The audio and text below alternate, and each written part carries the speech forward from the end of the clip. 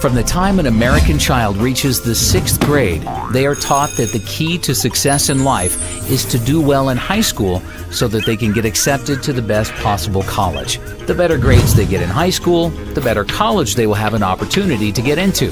They are taught that if they get into a great college and get their college degree, any type of job they desire in the field of their choice will be there waiting for them. After getting their dream job, they will be able to buy any car and house they desire, start their own family, and live the American dream. Most Americans today have an expectation of future economic success simply by obtaining a college degree. The entire purpose of elementary school is to prepare students for high school, and the entire purpose of high school is to prepare students for college. In fact, the U.S. now has hundreds of private college preparatory high schools that, at a cost of $25,000 per year, are supposed to increase students' chances of getting into a top-tier college. Students are taught to believe that if they don't go to college, they will be on a path to nowhere and will have no chance of ever building a successful career. Government regulations like No Child Left Behind have left grade and high schools in shambles. Instead of teachers having the freedom to think outside the box and use creative techniques to prepare their students for the real world, they are forced to be narrow-minded and teach with worthless information that will never help their students have successful careers. Today, there are no high schools left in America that teach students the knowledge necessary to start their own business, invent their own product, or even how to use the internet and other free resources to become educated about things without attending college. The annual cost to attend the average private four-year college in America today is $27,293, up 29% from 5 years ago during the 2005-2006 school year when the annual tuition cost $21,235. This does not include the cost of textbooks, which have tripled over the past decade. Colleges are now charging $200 for each single textbook that has no resale value because they put out new, slightly revised versions with a new name each year. The textbook publishers are even colluding with college bookstores to make custom textbooks so that students can't save money by buying them online. Colleges are getting kickbacks from publishers in order to destroy the used textbook market, which by itself is proof enough that college administrators are only interested in lining their own pockets and have no interest in helping their students.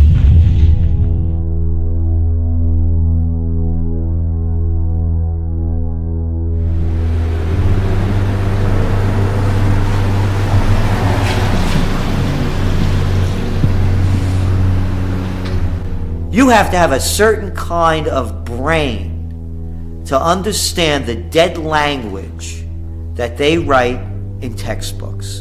But they brainwash you from a little kid up so that you buy into the system and you get good grades and you study hard and then you become a member of the total system. No freedom. You don't know how to think because they told you how to think their way. College tuition has seen 5.15% annual price inflation over the past 5 years.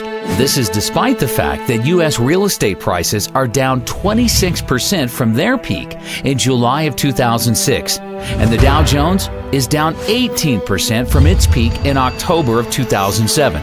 Even oil is down 38% from its peak in July of 2008. During the financial crisis of 2008, Americans lost $10.2 trillion in paper wealth, and college is the only thing in America, besides the cost of health care, that did not at least temporarily decline in price. Inflation has made it impossible. Again, when I was a kid, it wasn't, you never heard parents saying, we're planning and putting money away for your education because it's going to cost us $100,000 and we have to keep putting that money away so that when you graduate, not only will you not pay us back, you're not even going to get a job. Over just a 2-year period from December of 2007 through December of 2009, 8,363,000 jobs in America were lost, or 6.1% of total jobs. 1 year later, in December of 2010, thanks to the Federal Reserve and the U.S. government spending $4.6 trillion on bailouts, stimulus programs, and other government spending, 1.124 million jobs in America, or 0.9% of total jobs, had been recovered. That is over $4 million spent for each job created. As we move deeper into this great recession that we believe, as inflation continues to skyrocket, the reality of a Great Depression will come in, because people will realize that all that worthless money you have can't buy you much of anything. You're going to see more and more people, as they're already doing it, believing that by going to college, that's going to be their passport to the future. It's not what it used to be. A degree, a college degree, a BS, what does that buy you? And I love the mentality. The mentality is this, that corporations and businesses won't hire a person unless they get a degree. Not me. I don't care if you have a degree. It makes absolutely no difference. I want you to have a mind, be able to think for yourself and think on your feet, and be energetic and love what you're doing and have a passion in so many different other ways. Not to be able to just regurgitate what you're being told. And that's all it's come to. It's regurgitation.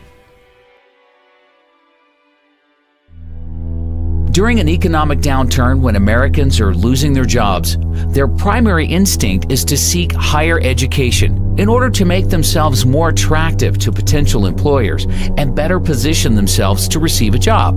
However, how are Americans supposed to spend $27,293 per year for college when they have no savings or income to pay for it?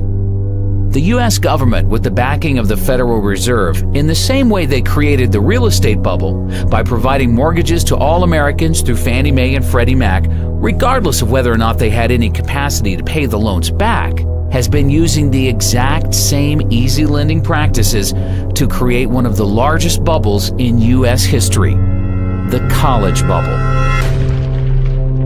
College students borrowed $106 billion in total student loans for the 2009-2010 school year, up from $96 billion in 2008-2009, $94 billion in 2007-2008, $87 billion in 2006-2007, and $83 billion in 2005-2006. Total student loan debt in the U.S. currently stands at $830 billion and now exceeds credit card debt.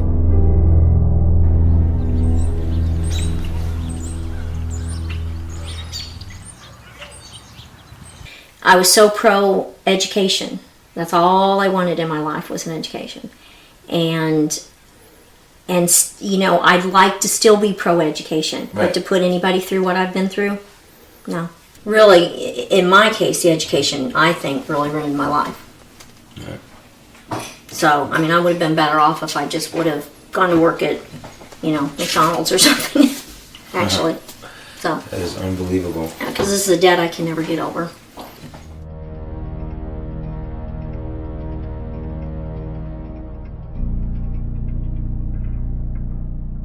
The U.S. government created Fannie Mae and Freddie Mac in order to make housing more affordable, but instead, their actions drove housing prices through the roof and made buying a house impossible for most Americans unless they took out no-money down teaser loans with interest rates that substantially increased after a year or two.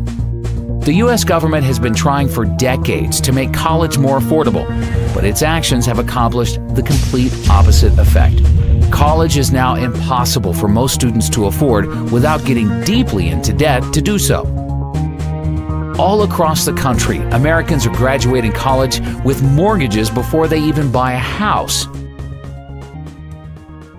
When I graduated from my undergraduate degree, I had $300 in student loans that I owed.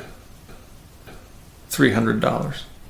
you can hardly buy 2 cups of coffee and a meal at the student union these days for $300. So when I graduated with my undergraduate degree, what you got in exchange for your education was lifetime indenture and a new house. Right? So you got to buy the mortgage. That's what you got. You got your degree, you got out of school, you got a job, and therefore you bought a house because culture drives you to buy a house. So now you're in debt. You have to work. Now you have to be part of the wage slave economy for the next 20 or 30 years until the house is paid off. These days, college is the new house, and you don't even get the house. As soon as you get out of school, you're indentured for life.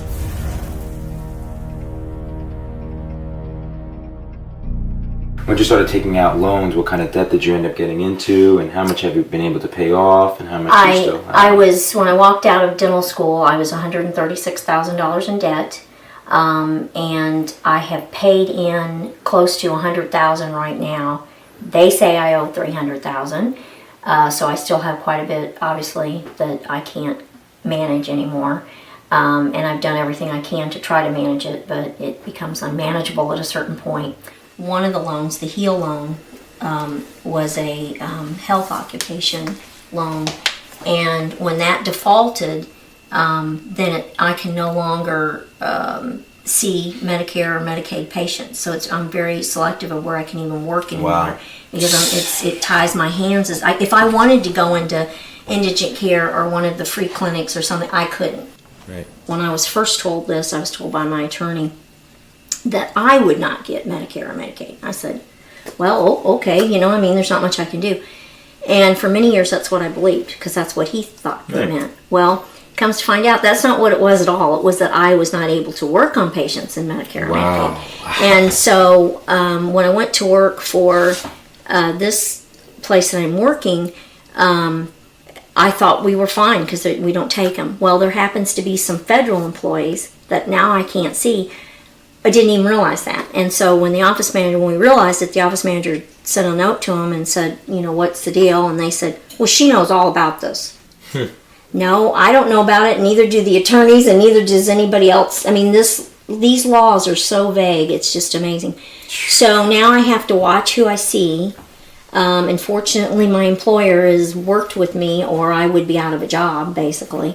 But they're very vague, and they keep you in the dark. They don't really try to help you or figure any of this out. They don't work with you. I know there's the new income-based repayment, but I don't fall into any of that, So I don't know. I just don't want to see it happen to anybody else. Right. That's my problem. There's no compassion right. there. There's no none. help. No help, no compassion, nothing. They're just vultures.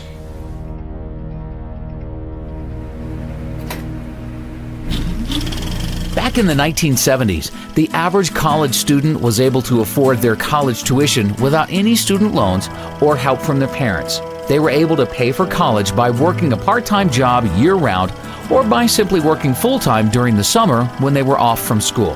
Not only that, but they were also able to afford their own car payments and possibly a small apartment. The U.S. government destroyed this by providing easy student loans to anybody who applied for them without any credit requirements. Over the past decade, any 18-year-old has had the ability to take out large student loans without even being asked if they have a job, what their high school grades were, what they intend to major in, or any other information that would help determine their future ability to pay back the loan. These are, this is a paper, and this is of course a copy, I have the original, of what they gave me the day I graduated from dental school. What amount, income level I would have to make, and how much of that would go to school loans, and what percentage. First off, I never even made enough in a month to pay the monthly school loan amount, so that's why it went into default. Right, and they basically made just completely unrealistic projections. Totally unrealistic, correct? Yes. I've not even managed to make any of them. Wow. At all. So this year, of course, they're projecting I would clear about $260,000, and I'm making about $80,000. Where do they come up with these numbers? Well, I'm not sure, and I think that was the whole problem. Over 400,000 in 2015, which will not ever happen. The problem is, it also is your percentage of your school, of what they're taking. I know it's been proposed at 10%, and I think that is a fair amount. But at some points, I paid as much as 34% of my wage, 32% of my wage. Right now, I'm paying 25% of my wage to school loans. And that's a huge amount when you have other debts and other bills as well. Thank you so much. No, thank you very, very much for what you're doing. I appreciate it. Thank you. I really appreciate the help. Today, 2/3 of students are graduating college with an average student loan debt of $24,000. And the government is now making the situation many times worse by completely taking over the student loan business. Hidden inside of the recently passed health care bill, the government passed a complete student loan overhaul where they removed commercial banks from providing loans to students. Now, all students will receive their loans directly from the government at artificially low interest rates. There's absolutely no reason why we, the taxpayers, should be funding college education. And that's what we're doing when they're giving government aid. You know what my college debt was when I got out of school? $1,500. $1,500. You talk about inflation? You talk about inflation? You know what it used to cost me a whole year to go to school? $2,000. And that included room and board. You want to talk about inflation? You're never going to be able to get out from that debt. You're an indentured servant. That's right.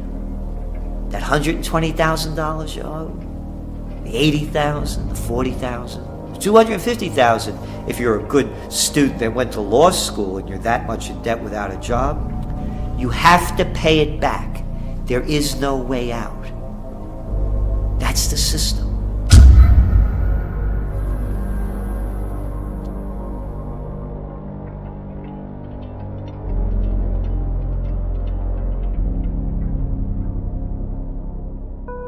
One of the unintended consequences of the Wall Street bailouts of 2008 is that now most American students believe that if they take out loans to attend college but can't find a job to pay them back, they will be bailed out by the government and have the loans forgiven. NIA believes this is indeed what will ultimately happen, and therefore it will be U.S. taxpayers who end up paying for the artificially inflated, sky-high tuitions for all college students who can't or choose not to repay their loans.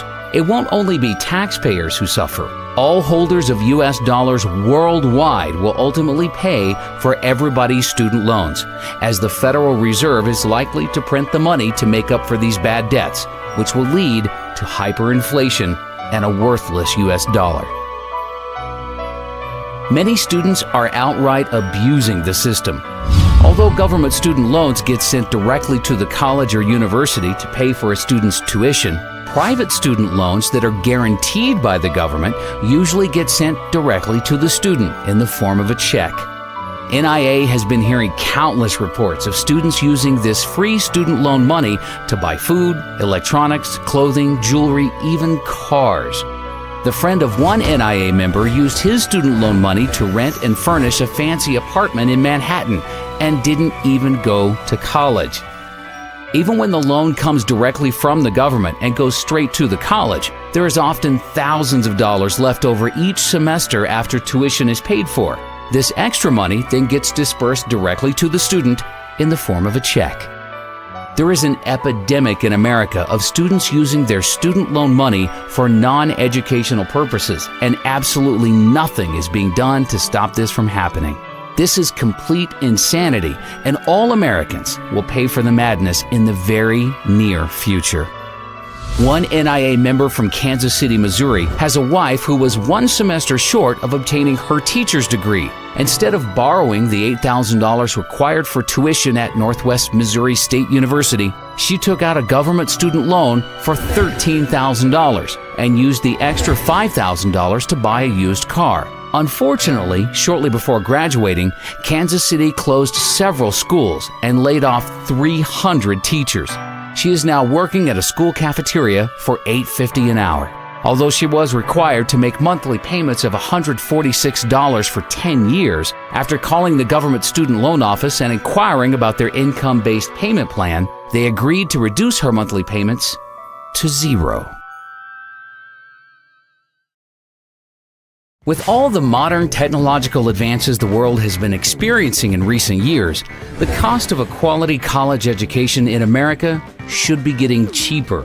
It is now cheaper to purchase a plasma television or laptop computer than years ago because the government doesn't subsidize purchases of these products. If there was a true free market in college education, colleges would be figuring out more cost-efficient ways to educate students using modern technology in order to bring tuitions down and compete against each other for the enrollment of students. By guaranteeing student loans and providing too much financial aid to students, the U.S. government destroyed the free market in college education. One NIA member who is 50% owner of a private vocational school tells us that he is legally forced to raise tuitions every time the government raises financial aid to students. The government's 90-10 rule mandates that at least 10% of a private for-profit college's income comes from non-federal government sources. Therefore, private for-profit colleges must keep raising tuitions to stay within the 90-10 rule. The government needs to get out of the education business completely and allow private banks to re-enter the market and compete against each other in order to offer loans at reasonable interest rates to students who will have the best ability to pay them back. The reality is, the majority of the students who qualify for loans today from the government would no longer qualify. But this will force colleges to either bring down their expenses in order to charge affordable tuitions or close their doors for good. Colleges in America spent $10.7 billion on construction projects in 2009, down from an average $14.7 billion spent per year from 2005 to 2007, but still very excessive. Colleges have recklessly spent to build new libraries, gyms, sports arenas, housing units, etc., all for the purpose of impressing potential students and their families. None of these projects have added anything to the quality of college education in the U.S. Many colleges have very large levels of debt they undertook to build new construction. With most college endowment funds being crushed in recent years due to collapsing real estate and stock market prices, many colleges have very poor balance sheets that won't be able to withstand the slightest drop in enrollments. Jocks! Grown-up jocks! Excuse me, they're coaches now. Hey, coach. Making millions of dollars. For what does this have to do with education? What a waste. What a waste. 2-bit universities fielding baseball teams, football teams, basketball teams. For what? To entertain the kids? Yeah, you can do this if you're a very rich society and you have the money to waste, but not during a Great Recession.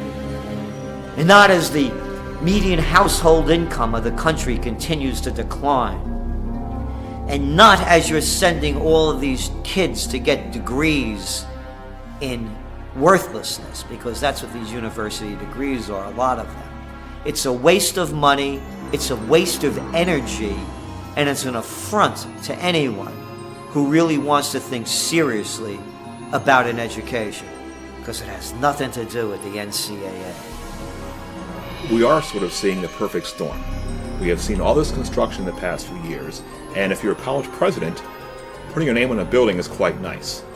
But you are not there, you probably have moved on somewhere else while your name is on the building, but now the operation and maintenance costs are now falling due. And that was never part of the original bond issue, so now we have all these facilities coming online.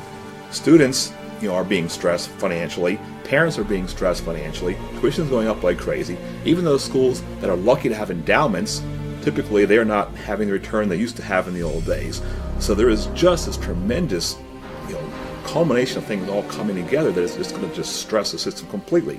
We just saw that there were even riots in UCLA when they saw a 32% increase in tuition. I mean, do you think that we'll start to see a lot more, riots and students getting angry at these tuition prices?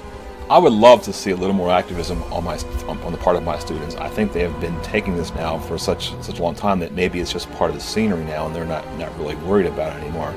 And I also think a person that's 20 years old, 22 years old, does not realize the implications of not being able to escape student loan debt. When I was in my high school years, at that time, many people were going to college, borrowing the money to go as far as all the way through medical school. And when they graduate from medical school or law school, they would simply just up and declare bankruptcy. But in its wisdom a few years ago, as you probably know, Congress changed those rules in that you can no longer discharge student loan debt through bankruptcy. And now, even if you happen to make it to Social Security and you still owe them money, they're going to come after your Social Security check, if it exists, which I don't think it will. With NIA projecting all U.S. interest rates to rise dramatically over the next few years to multi-decade highs, many colleges will likely be forced to double or triple their average tuition inflation rate to 10 or 15%, just to cover rising interest payments. As the word spreads about this documentary and Americans become educated to the truth, more and more students will wake up to the fact that college education is the largest scam in American history. We are about to reach a point where students say enough is enough and refuse to pay higher tuition prices. There are currently a total of 4,168 public and private 2- and 4-year colleges in the U.S. In the near future, as the U.S. dollar begins to collapse and American families are forced to spend more than 30% of their income on food, we expect to see a sharp contraction in the number of colleges in America. NIA conservatively believes 20% of American colleges will close by the year 2020. Of the colleges that remain open, NIA projects an average decline in enrollments by the end of this decade of between 15 and 30%. In fact, enrollments by American students in each college could decline by as much as 50%, with Chinese students using their soon-to-be strong yuan to become educated in the U.S. and price American students out of the market.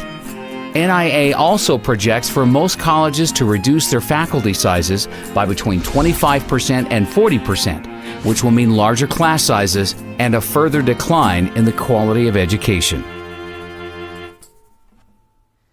If we were doing such a wonderful job and producing such geniuses coming out of universities, you think we'd be in the problems that we're in now? Do you think that we would be among the most unhealthy nation of people in developed nations? Do you think that we would be gobbling down junk food? Do you think that we would be prescription drug addicts as a society?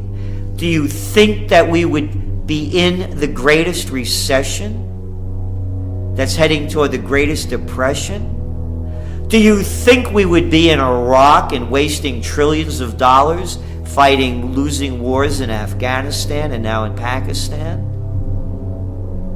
Do you think that we would have presidents and senators and congressmen and legislators of such low mentality that we have now?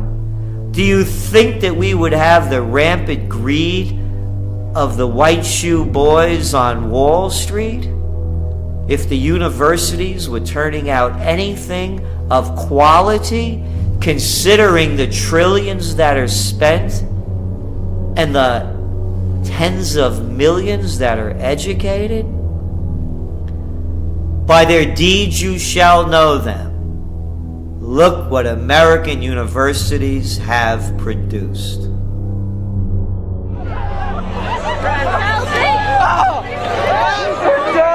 The simple truth is, any American high school student who has any savings put away that they are planning to spend on college would be much better off simply investing this money into physical silver. A senior in high school with $30,000 in savings who buys physical silver today will likely have enough money to buy the median U.S. home 4 years from now. while all of their friends will be graduating college with no job or money to buy a house, but will be stuck with hundreds of thousands of dollars in debt and a worthless piece of paper called a college degree. How worthless is education? Let me count the ways in my worthless college degree. Worthless. That's what a college degree is worth. Here's my worthless law degree. Equally as worthless. Here's my worthless license to practice law. Worthless. And here's my worthless computer science degree. Also worthless. That's the value of education.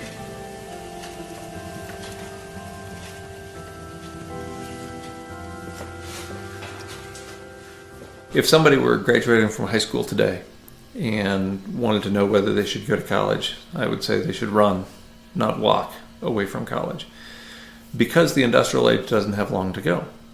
There's no way that I would encourage somebody to go 4 years or more to undergraduate school, rack up a bunch of debt, and learn a bunch of nonsense that isn't going to do them any good when there's no fuel at the filling station, no food at the grocery store, and no water coming out of the municipal taps.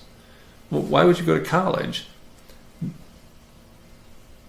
to go into a huge amount of debt to get nothing in return, not even something that might facilitate your survival, much less your ability to thrive? So at this point, at this late era in the industrial economy, I wouldn't encourage anybody to go to college. It hasn't been a very good deal for quite a while, and it certainly is a really bad deal now. I confer upon you the degree for which you have worked so hard, with all the rights, privileges, and responsibilities thereto. Congratulations.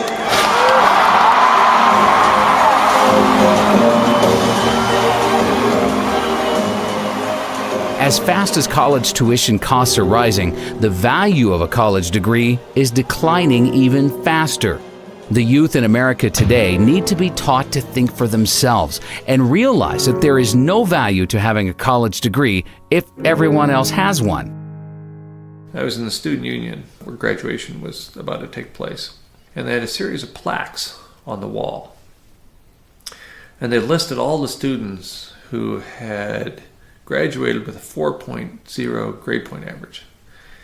And the first plaque had, all the plaques were basically full of names. But the first plaque had the first 50 or 60 years of the university represented. To fill that plaque with the 20 or so names on it required 50 or 60 years of higher education.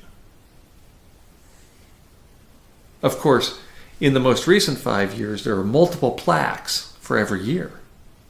We're churning out 4.0 students at the rate of a couple hundred a year. That used to mean something. If you're the only person in the first 40 years of the history of the institution to have a 4.0, that's meaningful. Now everybody's a 4-point student.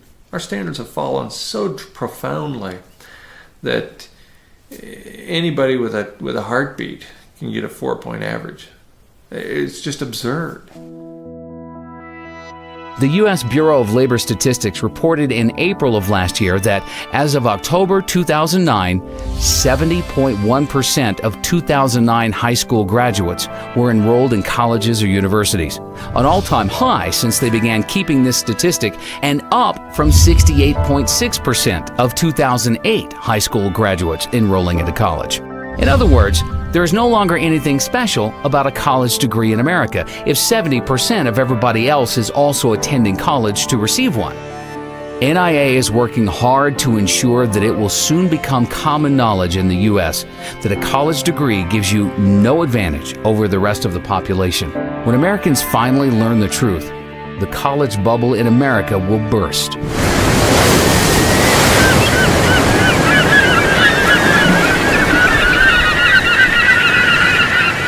College enrollment has been increasing really since the late 80s.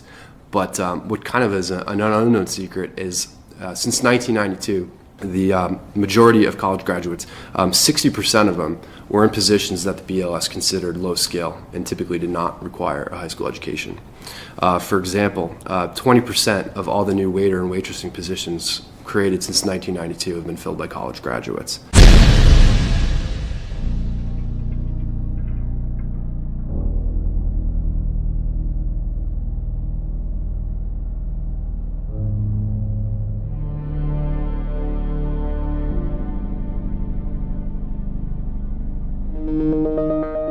Of the 29.9% of recent high school graduates not in college, 70% of them were able to successfully find jobs without a college degree. These Americans are already building important workforce experience, which NIA considers to be far more valuable than any piece of paper.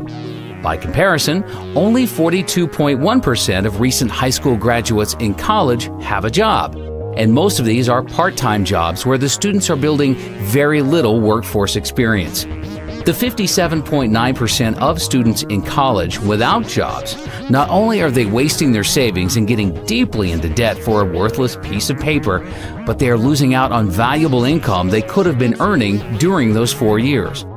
One of the greatest myths in America today that is used to scam Americans into overpaying to attend college is that college graduates make more money in their lives than Americans without college degrees, and therefore a college degree is a great investment. According to studies from biased organizations like the College Board, Americans with college degrees will earn $1 million in additional income over their lifetime compared to high school graduates with no college degrees. You know that college graduates earn $1 million more on average than those without a degree? Graduates from four-year colleges earn nearly an estimated $1 million more. Most colleges and universities in America use this $1 million in additional income statistic to hype and sell their product. It has been repeated so many times that it's just about been accepted by all with nobody questioning its validity. However, for any student thinking of attending college, they need to consider the facts surrounding this number and compare it to the true cost of attending college. With the cost of annual college tuition now at $27,293, if we assume continued 5.15% college tuition inflation over the next 4 years, the average cost for a student entering college now to receive their bachelor's degree in 4 years will be $117,900. Therefore, even with the current college inflation crisis, an expenditure of $117,900 on the surface seems like a good investment if the return will be $1 million. The secret truth is, most college students do not receive their degree in 4 years. The Americans who are earning $1 million more in their lifetimes are actually spending an average of 6 years in college before receiving their degrees. Therefore, assuming continued 5.15% college tuition inflation for years 5 and 6, the total cost for the average student's degree in order to earn their $1 million in extra income will be $186,349. For those who borrow that full amount and pay it back over 10 years at a 6% interest rate, the additional interest expense would be $61,914, bringing the total cost of the degree up to $248,263. Then you need to consider the matter of lost income. The average high school graduate who finds an entry-level job without a college degree earns $35,400 per year over the first 6 years. For the majority of college students who don't have jobs, they are losing $212,400 in income over their 6 years in college. Combining the expected cost to attend college for 6 years with potential interest expenses and lost income, and now we are at a total cost of $460,663, all for the hope of earning an extra $1 million over a lifetime. Another important fact is, all of the reports that show $1 million in extra income for college graduates over high school graduates include students who receive GEDs as being high school graduates. Most GED recipients weren't motivated enough to graduate high school and therefore shouldn't be included in these statistics as real high school graduates. NIA believes GED recipients are unfairly skewing down high school graduates' average incomes. Also, the simple truth is, some Americans are just more motivated than others to make money and have successful careers. Somebody who wants to earn a high income usually goes to college because they have been suckered into believing it offers them the greatest ability to do so. Whereas most Americans who don't attend college don't have as strong a desire to have a successful career.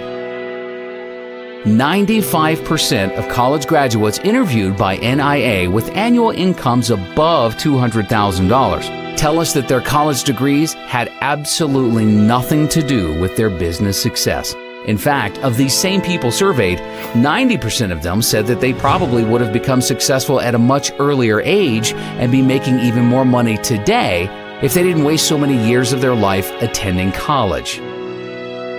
The phony $1 million in additional income study that was conceived by the education industry in order to deceive Americans into overpaying to attend college is just one of many false, misleading studies that they have created in an effort to create an illusion that college is a good investment, no matter how high tuition prices rise.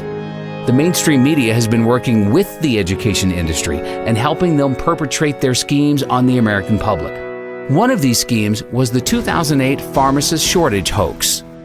3 years ago, there were 15 new pharmacist schools getting ready to open in the U.S. In order to create artificial demand for enrollments to all of these new schools, the industry decided to create an illusion that there was a huge shortage of pharmacists in the country that will continue for the rest of the decade, with 150,000 new pharmacist jobs needed by 2020. One place where the U.S. economy has too many jobs and not enough applicants is in pharmacies. Because there's a shortage of pharmacists, many are overworked from putting in long hours. With pharmacies open 24 hours a day and a huge population of aging baby boomers consuming larger amounts of prescription drugs, it adds up to an industry that cannot find enough pharmacists to go around. From the student standpoint, and our students know that when they graduate, they have a job. I mean, in fact, they have a job even before they have graduated. It's not that they can practice as a pharmacist, but they know they have been offered already a job. So that's one of the positive side. On the negative side is the pressure that's put on the schools to really come up with the number of pharmacists that are needed in the future. By some estimates, the U.S. would need more than 150,000 new pharmacists by 2020 to match supply with industry demand. Experts say the pharmacist shortage will continue for at least a decade or more. In the meantime, at least 15 new pharmacy schools are expected to open their doors by 2010, even as existing schools expand in size. NIA has been hearing dozens of reports from its members with family members who have graduated pharmacy schools 6 months to a year ago and have sent in their resumes to hundreds of different pharmacies in the New York metropolitan area and have yet to even receive one job offer. Even experienced pharmacists are having major difficulties finding pharmacist jobs. The husband of one NIA member retired 5 years ago as a pharmacist in New Jersey, but has now decided to re-enter the workforce so that their family can accumulate enough gold and silver to survive hyperinflation. Unfortunately, he was forced to leave his family and move to a rural part of Alabama in order to receive a pharmacist job paying only $18 per hour. Law schools have also been deceiving the public with false and misleading statistics. During the past decade, an unprecedented number of Americans went to school to become lawyers because they thought if they became a lawyer, they would immediately become rich. Some law schools are advertising that 90% of graduates are employed within 1 year of graduating. The unfortunate reality is, law schools are deceiving their students with these statistics because most of their graduates who are employed within a year of graduating are not employed at law firms. They can be employed at Walmart or McDonald's, but the law schools will still consider them to be part of their 90% employed within a year. A lot of schools right now will tout a job placement rate after graduation, or what percentage of their graduates are employed X amount of months after graduating with a degree. And what you're seeing sometimes is manipulation and outright just fraud in how they calculate this. One major law school was recently admitted to hiring a bunch of unemployed illegal graduates to work in their admissions group at the same time their placement rate survey was being conducted. So yes, were they employed at the time? Yes, but it wasn't an illegal profession. Law schools are handing out 43,000 law degrees each year, yet 15,000 attorney and legal staff jobs have disappeared since 2008. Many people wonder why 60% of the U.S. Senate and 37% of the U.S. House of Representatives are lawyers. Well, the reason is they go to Washington in order to pass as many new, harmful, and destructive laws and regulations as possible in order to provide enough work for all of their lawyer friends.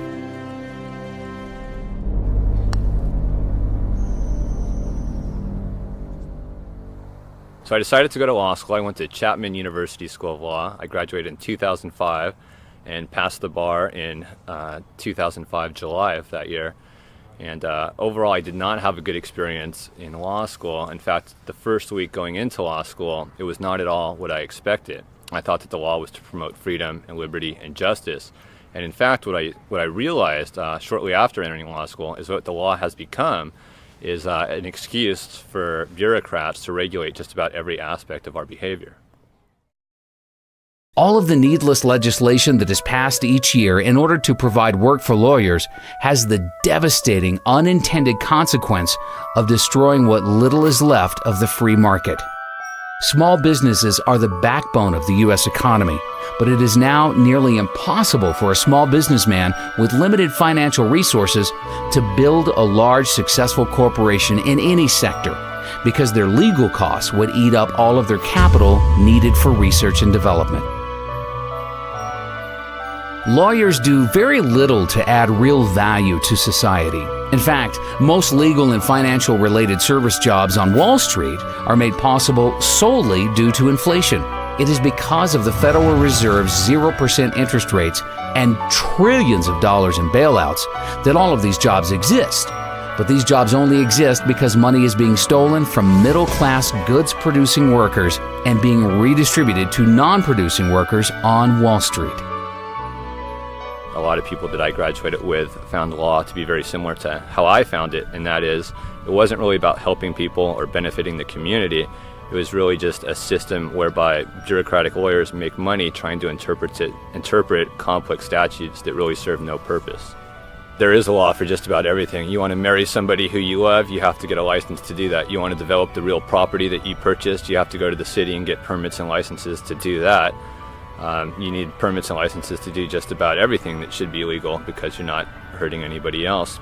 To start your own business, you need a business license, you need your taxpayer ID number, you need all kinds of things just to get up and running. And so all these restrictions and laws and statutes, a lot of them which are not even passed by Congress, they're simply passed by administrative bureaucracies, they hamper the economy, they hamper economic growth, and they actually act in a tyrannical sense against people starting their own businesses and providing for themselves. 75 years ago, agriculture made up 28% of the U.S. GDP. Today, the service sector makes up 76.9% of GDP, and agriculture makes up only 1.2%. The only way for a country to produce real wealth is by farmers growing food, miners mining for gold, silver, and other precious metals, drillers drilling for oil, natural gas, and other commodities, and manufacturers manufacturing real goods that can be exported to the rest of the world. Goldman Sachs has never created one dime of wealth for our country. Yet most politicians in Washington have been brainwashed into believing Wall Street jobs are necessary for the U.S. to have a strong, viable economy. Likewise, nearly all Americans who have gone to school during the past decade have gone to school for degrees in legal, financial, or other service sector jobs. Almost no Americans have gone to college to become farmers, gold miners, or oil drillers.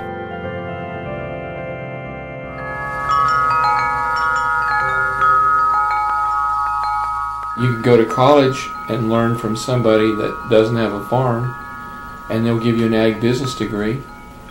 You know, most of the people teaching college don't have a farm, don't know how to manage it, and don't want a farm. I say if you want to learn how to do something, try to study under the person that can do it the best that he can do. There are jobs everywhere. You have to create a job. You don't get a job, you make one. Americans have taken food for granted for far too long because Americans have been able to buy food at artificially low prices, with the average American family spending only 10% of their income on food. However, on October 30th, 2009, NIA published an article predicting inflation would appear next in food and agriculture. NIA said, a worldwide shortage of farmers combined with food inventories falling to record lows is setting up the perfect storm for an explosion in agriculture prices. From the time NIA wrote this article until now, we have experienced the largest ever short-term increase in agricultural commodity prices. Corn has risen by 75%, wheat by 65%, soybeans have risen 51%, sugar 45%, orange juice has risen by 58%, coffee has risen 71%, and cotton has risen 124%. Because very few Americans went to school to become a farmer, and everybody needs to eat, agricultural commodity prices will continue to skyrocket, and farmers are going to get wealthy in the years ahead, while lawyers and bankers will see a dramatic decline in their standard of living. The free market will adjust and see to it that lawyers, bankers, and other non-producing financial service workers see a 90% decline in their real incomes. Everybody can't be a college graduate. Somebody's got to grow food. You know, everybody can't ride the wagon. Somebody's got to pull it. Somebody's got to be taking some risks. Somebody's got to be thinking. Somebody's got to have sweat. Last summer, this lady I was telling you about that bought some cattle from us, she came here to get some cattle in August, and my grandson was downstairs splitting firewood, and we burned firewood in this building because it saves us about $600 a month over burning propane.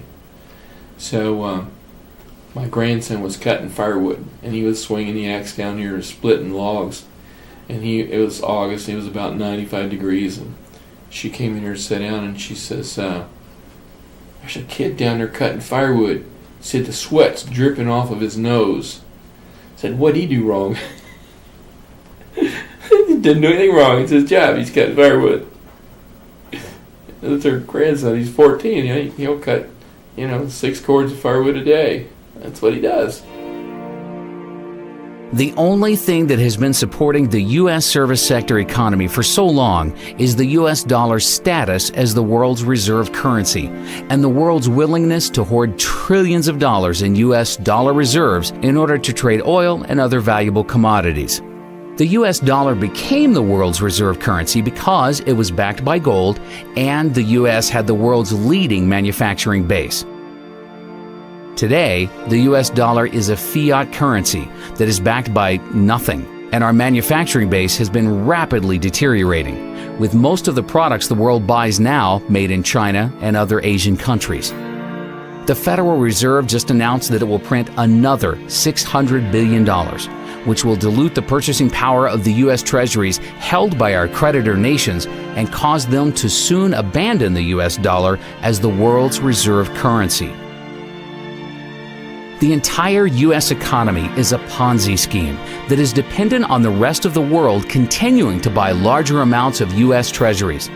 Pretty soon, not only will the world stop buying our treasuries, but they will dump the treasuries they already own. All of our deficit spending will have to be paid for by outright money printing. Although the government and media would like you to believe the U.S. economy is going through a recovery, the truth is, the U.S. economy is on life support. It is impossible to have an artificial boom created by artificially low interest rates from the Federal Reserve without a major depression afterwards. The U.S. real estate bubble was the largest artificial boom in history. The panic of 2008 was the free market trying to correct the imbalances with a bust.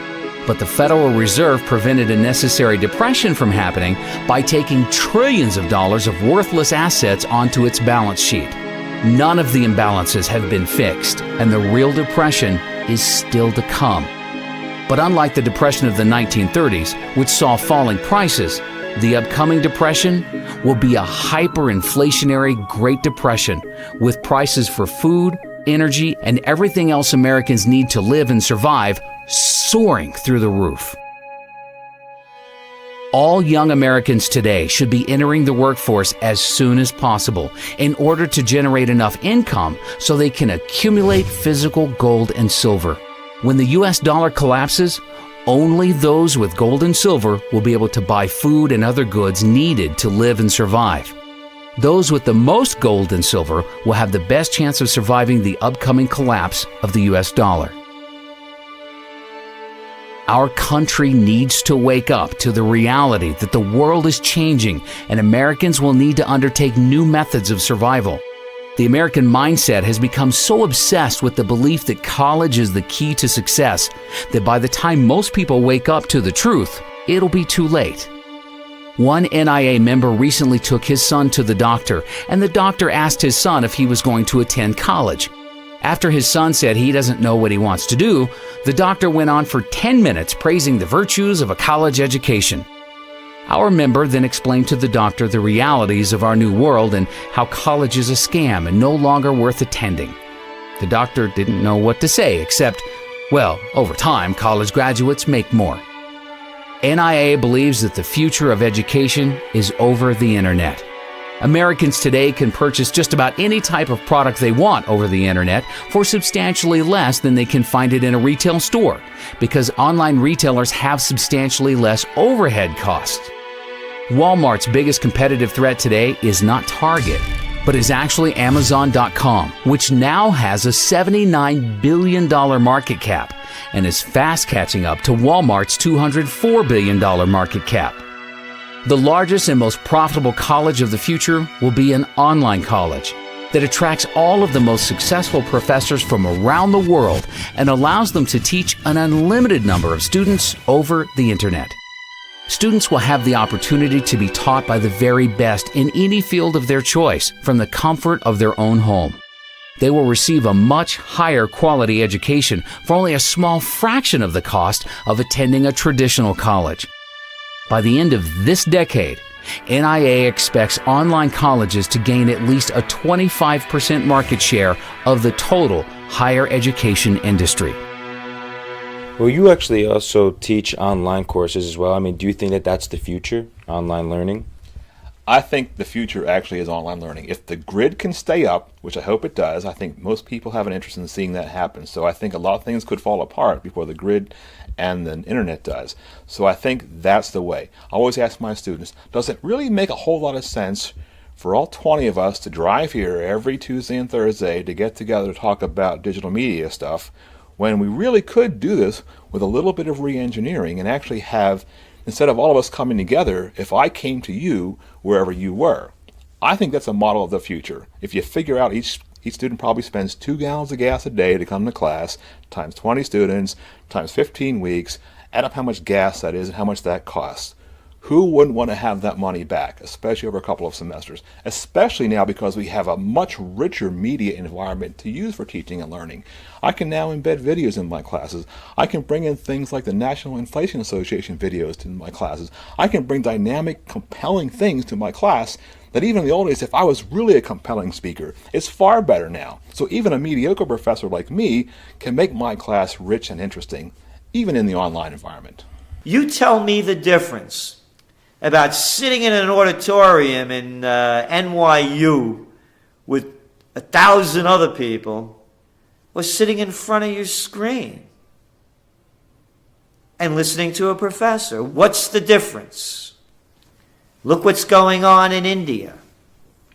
They estimate some 500,000 Indians have gotten university degrees in engineering through online. Interactive view is what I called it back then. And how many did we turn out in the USA in the same period? About 150,000. It's the future. The future is now. But they're holding us back on real internet learning, real real digital online learning because of the people that want to control the system, the ones that want to have the tenure, the whole college industrial complex. That's all it is. It's a racket. Just like war's a racket, colleges have become a racket. While millions of Americans are at home right now wondering why are food and gas prices going through the roof, there is a small group of U.S. citizens that are preparing right now for the collapse of the U.S. dollar. These select few Americans will not only survive the upcoming hyperinflationary crisis, but they will be positioned to prosper and become wealthy as the rest of America is going to go broke. On December 11th of 2009, NAA declared silver their best investment for the next decade at only $17.40 per ounce. Just recently, we saw silver hit a high of nearly $50 per ounce for a gain of 185% for our members. In fact, in February of 2010, NAA suggested silver call options that ended up making a gain of over 1,000% at its high. You know, it amazes me how many people have been contacting us recently. I mean, every week we receive countless emails from people that say that they've learned more about economics from being a member of NAA for just 1 month compared to studying economics in college for over 4 years. NAA members receive weekly articles, videos, and updates with priceless economic information that the mainstream media is afraid to talk about. All across America, students are being brainwashed right now with Keynesian economic principles that got us in the debt crisis that we're in today. We are not going to solve our economic problems by making the same mistakes in the future. After the financial crisis in 2008, the U.S. should have went through a much-needed recession, where we saw the free market rebalance our economy from the ground floor. That way we would have built on a solid foundation, saw a real recovery with real economic growth in the future. A record 44.2 million Americans, or 14% of our population, are on food stamps right now to put food on the table. I mean, with the government about to go bust, these entitlement programs are a thing of the past. You know, 2/3 of Americans are getting ready to retire and actually believe that Social Security is going to be able to support 50% of their income. I mean, let's face it, retirement in America is also going to be ancient history. Even Americans that have millions of dollars in the bank will soon go broke. The new wealthiest class of Americans are going to be the ones that become educated and start learning about the truth about our U.S. economy. Start thinking for yourself. Sign up and become a member of NIA for absolutely free at inflation.us.